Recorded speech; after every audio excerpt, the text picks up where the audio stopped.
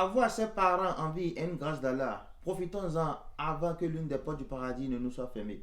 Bismillah wa alhamdulillahi wa salatu wa salamu ala rasulillah, chers frères en islam. Assalamu alaikum wa rahmatullahi wa barakatuhu. La souffrance de beaucoup de gens vient du fait qu'ils ne prennent pas soin de leurs parents, alors que Allah nous a ordonné d'être bienfaisants envers eux. Mon frère en islam, ma soeur en islam, tu passes tout ton temps à exhiber tes habits luxueux et tu t'habilles très bien d'ailleurs sur les réseaux sociaux pendant que tes parents portent des vêtements usés. Ce n'est pas bien, il faut que tu corriges cela. Mon frère, tu parcours les restaurants à longueur de journée, les restaurants luxueux, pendant que tes parents peinent à avoir ne serait-ce un repas par jour. C'est très grave, mon frère. Il faut que tu prennes conscience. Mon frère en islam, tu fais le tour des hôtels où tu séjournes, alors que tes parents sont toujours dans une location, une chambre, un salon. Tu roules des voitures très luxueuses, pendant que tes parents sont à pied et tes parents disputent même avec les hommes. Qu'est-ce qui nous arrive? Qu'est-ce qui se passe? Où va le monde? Tu joues au tonton gentil au dehors, alors que tu es arrogant. Subhanallah. Tu es impoli. Tu es insolent envers tes parents à la maison. Mon frère, il faut que tu arrêtes, car tu as des obligations vis-à-vis de tes parents. C'est Allah d'ailleurs qui nous a énuméré ces obligations. Il nous a enseigné comment se comporter avec nos parents. Mon frère en islam, faisons un tour dans le Coran et illustrons avec quelques passages coraniques ce que nous disons depuis. Allah nous dit par exemple, dans la sourate An-Nisa, A'udhu billahi minash shaitanir rajim, Bismillahir rahmanir rahim, Wa'budullaha wa la tushriku bihi shay'a wa bil walidaini ihsana. Dans la sourate Al-Isra, Allah nous dit wa qada rabbuka alla ta'budu illa iyyahu wa bil walidaini ihsana. Dans la sourate Luqman, Allah nous dit wa wassayna al-insana bi walidaini hamalathu ummuhu wahanan ala wahanin.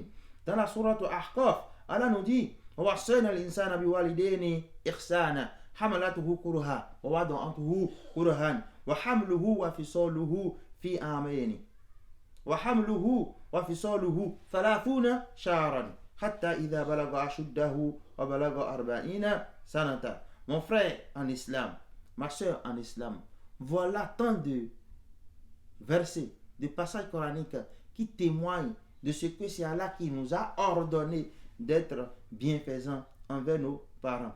Alors, mon frère, pourquoi devons-nous être bienfaisants envers nos parents? Nous devons être bienfaisants envers nos parents parce qu'ils ont sacrifié leur vie pour nous. Ils ont tout sacrifié pour nous, pour notre évolution, pour notre épanouissement, pour notre succès. Allah nous dit par exemple dans la sourate Luqman, wa wasayna al-insana biwalidayhi hamalathu ummuhu wahanan ala wahanin wa fisaluhu fi amaini. Tes parents, Allah te donne à être bienfaisant envers eux. Et il nous dit quoi? Hamalathu ummuhu. Ta maman, subhanallah, a gardé ta grossesse. Wahanan ala wahanin. Peine sur peine, douleur sur douleur, difficulté sur difficulté. Après cela, elle t'a encore allaité pendant 2 ans. Mon frère, pourquoi es-tu ingrat envers ta maman? Pourquoi es-tu ingrat envers tes parents? Dans la sourate Ahqaf, Allah nous dit par exemple, Hamalatu ummuhu kurhan, wa wada'atuhu kurhan, wa hamluhu, wa fisaluhu 30 shahra. Allahu akbar kabira. Hatta idha balaga ashuddahu wa balaga 40 sana. Mon frère en islam, non seulement ta maman a gardé ta grossesse avec difficulté, lors de la gestation pour t'accoucher, elle t'a accouché avec difficulté. Elle t'a allaité et elle t'a allaité avec difficulté également, car ce n'est pas facile. Et tout ceci pendant 30 mois, mon frère en islam, et a veillé sur toi. Ce n'est pas parce qu'elle a passé 30 mois, d'accord, avec beaucoup de peine, à t'éduquer, à t'allaiter, à te nourrir. Lorsque tu ne dors pas, ta maman ne dort pas. Lorsque tu as un problème, c'est que c'est tes parents qui ont ce problème. Et les parents veillent sur toi jusqu'à ce que tu deviennes adulte, jusqu'à ce que tu aies 40 ans. Mon frère en islam, ma soeur en islam, pourquoi n'allons-nous pas prendre soin de nos parents? Pourquoi n'allons-nous pas entretenir nos parents? Ces parents se sont échinés pour nous. Ils se sont battus pour nous. Tous leurs salaires ont été investis sur nous. Et pourquoi devons-nous être ingrats? Mon frère, alors, Allah nous dit et nous énumère les comportements à adopter, que nous devons avoir avec nos parents. Et nous allons retourner dans la sourate Al-Isra, où là nous dit wa qada rabbuka alla ta'budu illa iyyahu wa bil walidayni ihsana. Wa qada rabbuka alla ta'budu illa iyyahu wa bil walidayni ihsana. Imma yablughanna indaka al-kibara ahaduhuma aw kilahuma fala taqul lahumā uff. On commence par là. Fala taqul lahumā uff. Ne prononce pas de mauvaises paroles à tes parents. Ne les bêche pas. Quand ils parlent, ne dis pas ouf. Allah dit que ce n'est pas bien. Le plus petit mot, que ce soit fi, ouf, seulement c'est un grand péché auprès d'Allah. Il faut éviter. Voilà taqul lahuma uffi, wala tanharhuma. Ne les brutalise pas, ne les brusque pas. Wala tanharhuma wa qul lahuma qawlan karima. Et prononce de bonnes paroles à tes parents. Ce qui veut dire que la première recommandation ici, c'est de bien parler aux parents, de ne pas leur manquer de respect, de ne pas les brutaliser, d'avoir des parents et des paroles respectueuses envers nos parents. Allah continue de dire il faut que nous soyons humbles, il faut que nous nous rabaissons. Tu as combien aujourd'hui? Tu as combien de millions? Et c'est toi tu parles mal à tes parents. Parce que tu es aux États-Unis, c'est toi qui payes le loyer, ou bien tu prends les billes de la maison, c'est toi qui veux mal parler à tes parents. Mon frère, ne fais pas ça. Il faut que tu sois humble, d'accord, envers tes parents. Et également, il faut que tu invoques Allah pour tes parents. Il faut que tu pries pour tes parents. Et enfin, il faut que tu sois reconnaissant envers tes parents. Alors, mon frère en islam, ma soeur en islam, Urwa bin Zubair nous informe de ce que Abu Huraira anhu a vu deux hommes qui étaient en train de cheminer. Et il demande à l'un d'entre eux, Man hada minka, qui est-il pour toi? Ce monsieur, qui est-il pour toi? Celui qui a été questionné répondit, Abi, c'est mon papa, c'est mon père. Et Abu Huraira lui dit, si c'est ton père, alors je vais t'enseigner 3 leçons.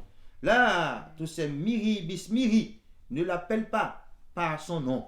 Il ne faut pas l'appeler par son nom en disant Jacob, Moïse, Ziad, Mahfouz. Non, il faut le respecter. Il ne faut pas l'appeler par son nom directement. La seconde leçon, voilà, temshi amamahu. Lorsque vous cheminez ensemble, il ne faut pas le devancer. Il faut toujours rester derrière lui. Voilà, tajlis qablahu. Et lorsque vous êtes à un endroit, il faut le laisser s'asseoir avant que tu ne t'asseyes. Voici tant de recommandations. Voici tant d'enseignements, mon frère en islam. Tu vois que la religion islamique est la meilleure et une très bonne religion. Mon frère, ma soeur, malgré qu'Allah nous ait obligés d'obéir à nos parents, de les respecter, d'être bienfaisants, il y a une limite. Parce que Allah ne nous demande pas d'être obéissants jusqu'à aller à l'encontre d'Allah. Lorsque nos parents vont nous demander de faire quelque chose qui va à l'encontre de nos parents, il faut éviter de le faire. Car Allah nous dit dans la sourate Luqman, wa in jahadaka ala an tushrika bi ma laysa laka bihi ilma fala tuti'huma. Lorsque tes parents t'exhortent à faire quelque chose qui va à l'encontre, quelque chose dont tu n'as pas connaissance. La chose dont tu n'as pas connaissance ici, c'est le shirk. L'association à Allah subhanahu wa ta'ala. Le fait d'associer quelque chose à Allah. Allah dit de ne pas les suivre. Sois bienfaisant envers eux. Mais il y a des limites. Il ne faut pas faire du shirk lorsque tes parents t'invitent vers le shirk. Enfin en islam, machin en islam, il est très important d'être bienfaisant envers nos parents. Et la majorité de nos problèmes trouveront solution. Qu'Allah facilite à tout un chacun de nous, qu'il accepte de nous comme acte d'adoration, qui nous compte parmi ceux qui écoutent sa parole et ses vertus à les appliquer de la meilleure manière. Assalamu alaikum wa rahmatullahi wa barakatuhu.